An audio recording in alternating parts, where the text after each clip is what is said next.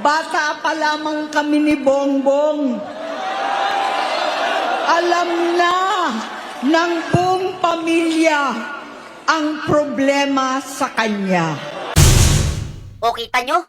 Alam nyo na pala, ibig sabihin niloko nyo kami. Alam mo na palang adik yang utol mo, pinatakbo mo pa rin, binudol nyo lahat ng butante. Matagal mo na palang alam na adik yan, bakit tinayaan mong maging presidente? Tapos sasabihin mong mahal mo kami? Ibig sabihin, isa kang konsentidor na ate. Sa totoo lang, mababasa naman ng lahat ang mga testimonya ng aking ama patungkol sa kanyang ugali at gawain. Aimee, sa totoo lang din, bakit pinaabot mo pa ng 3 taon bago mo sabihin? Biruin mo, niloko mo, tiniis mo ng 3 taon yung taong bayan bago mo aminin. Tingnan mo pinatakbo mo yung utol mo, tapos yung pag-a-addict niya balak mo sa amin sikretuhin. At kung hindi pa bumaha ng todo, habang buhay mo kaming lolokohin. Ang totoo niyan, mas mahal mo yung adik mong utol kaysa sa amin.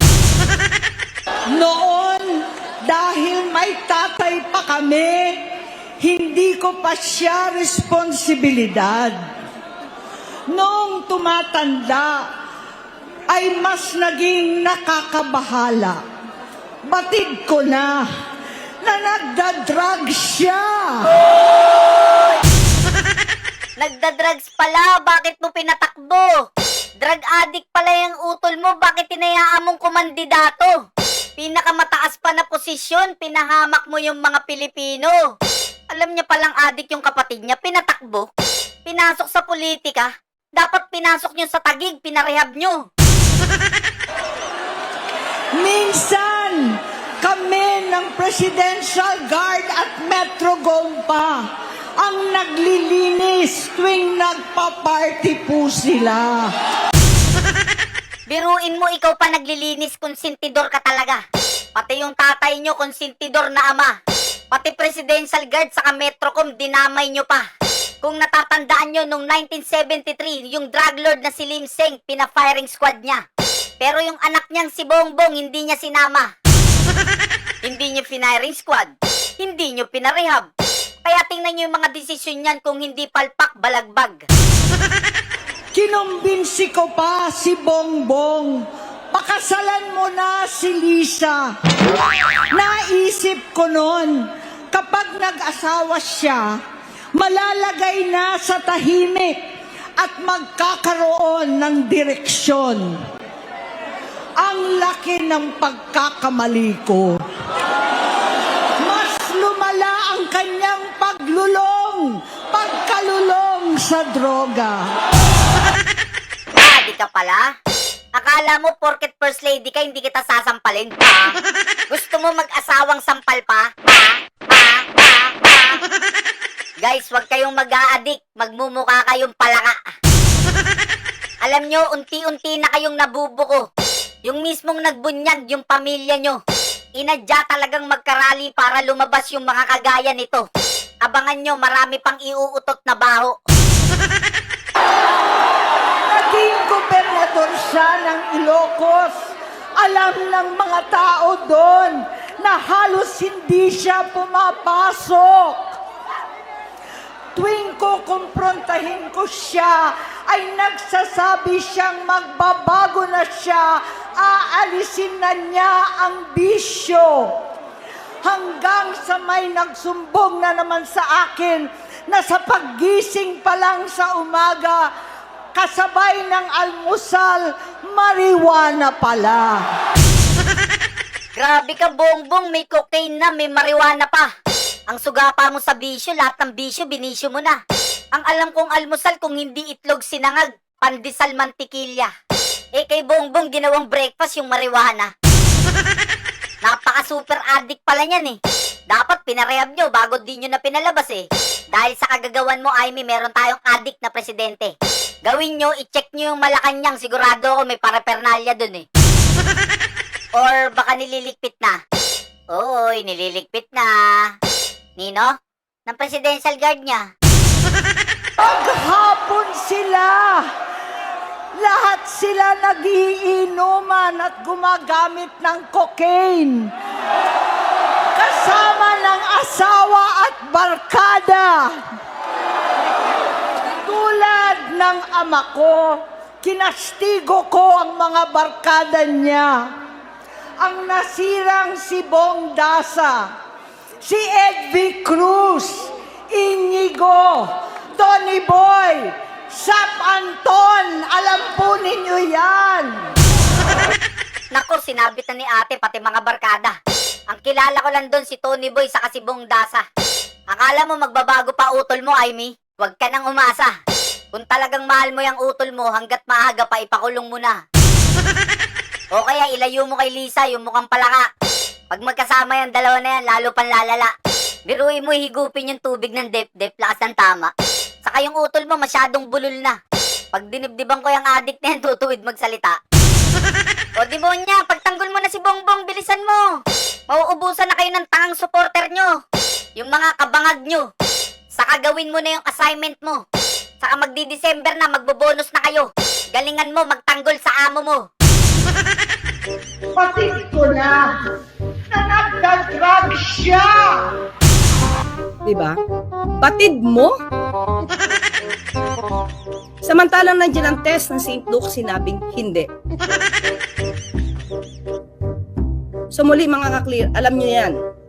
Sige, kaya mo yan. So alam natin to. Nakita natin. Medical certificate.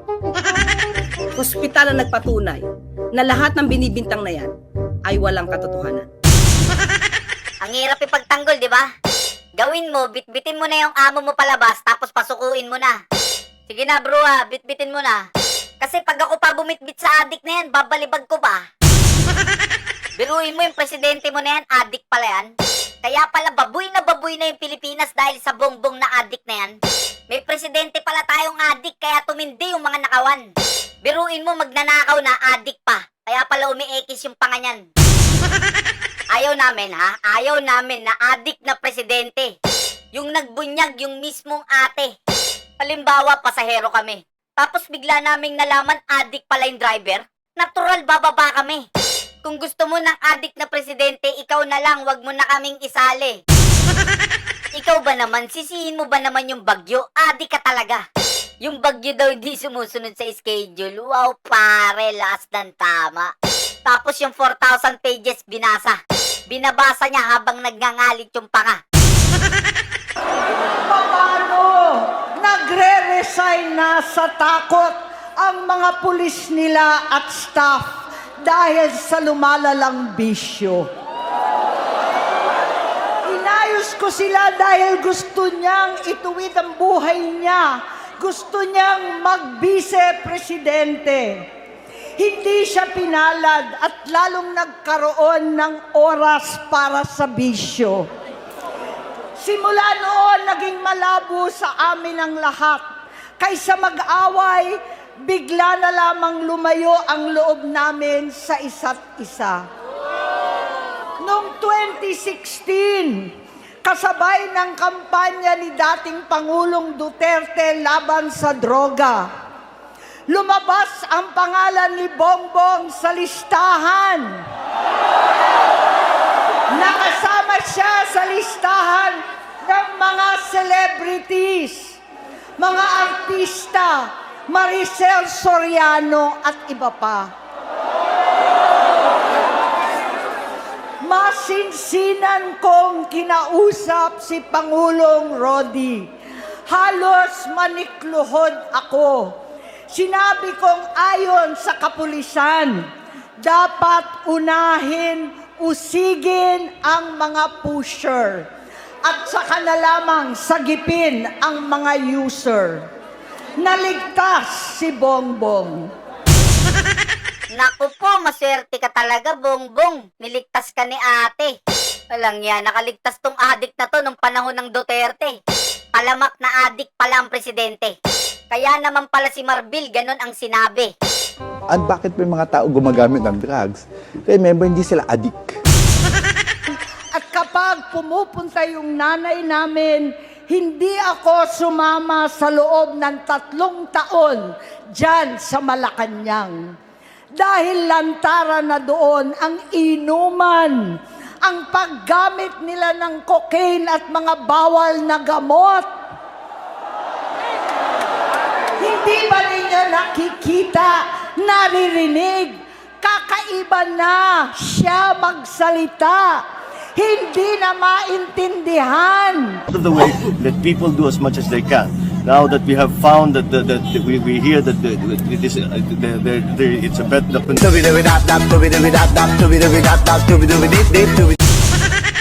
Kung ano-ano na ang sinasabi at wala na sa sarili. Titiyakin natin na ang DepEd na ang titiyakin natin na ang DepEd na ang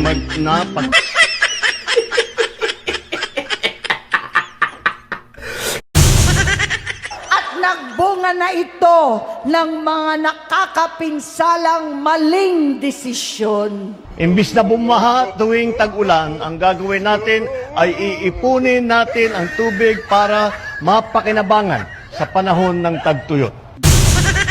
At nagbunga na ito ng mga nakakapinsalang maling desisyon.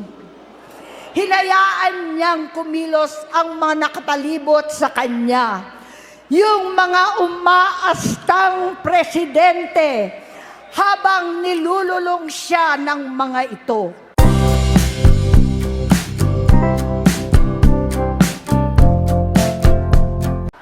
Hanggang dumating ang 2024 at 2025, yung bisyo niya na ang dahilan ng pagbaha ng korupsyon. Ngayong taon po, 2024, mas mataas po ang inilaan na budget ng Kongreso para sa DPWH alone. Dito po sa flood management, nasa 1.35 billion kada araw. Ngayon lang nangyari yan sa ating bansa. Yeah. Are you ready, guys? This song is dedicated to Bongen.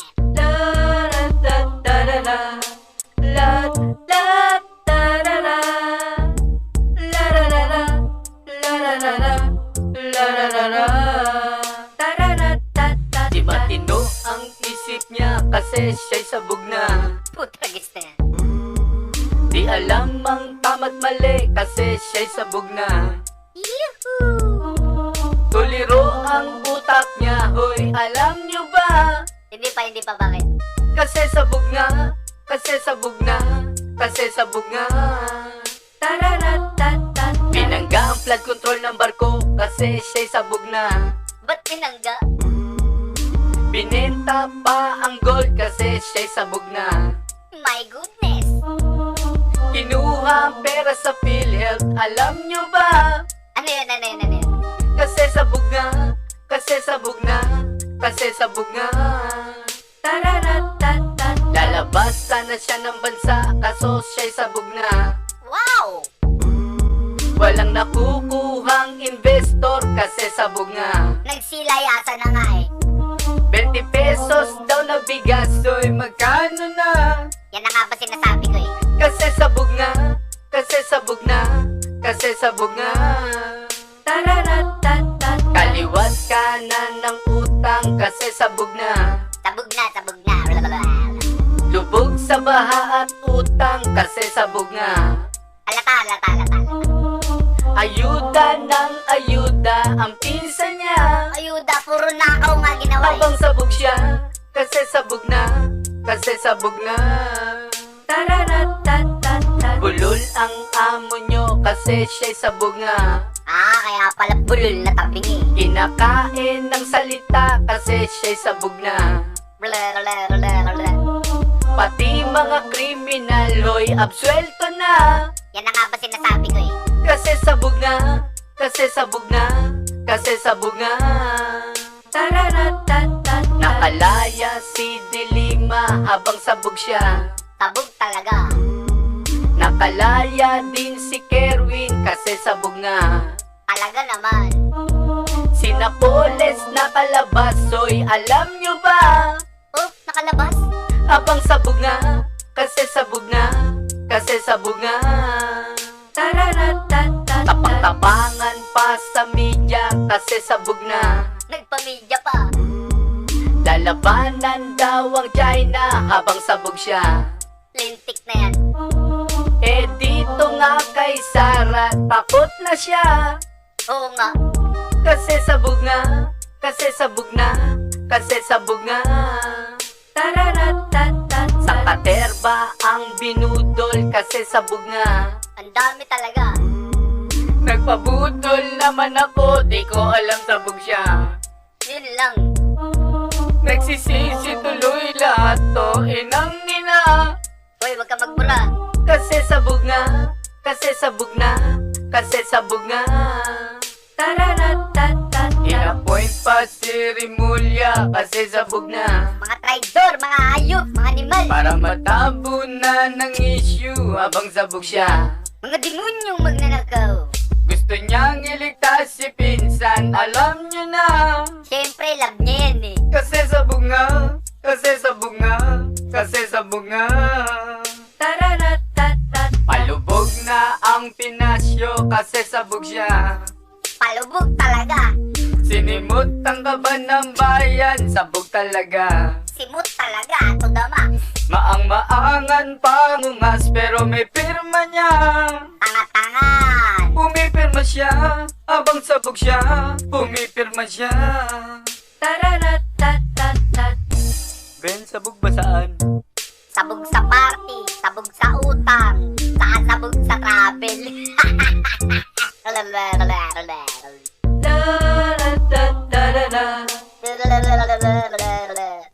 Papabu natin dito, bababangit. Bling blong. Ben, maawa ka, tama na. Kawawa na yung baby M namin. Hoy mga tanga, hindi namin kayo titigilan hanggat di nyo sinusolo yung mga ninakaw nyo.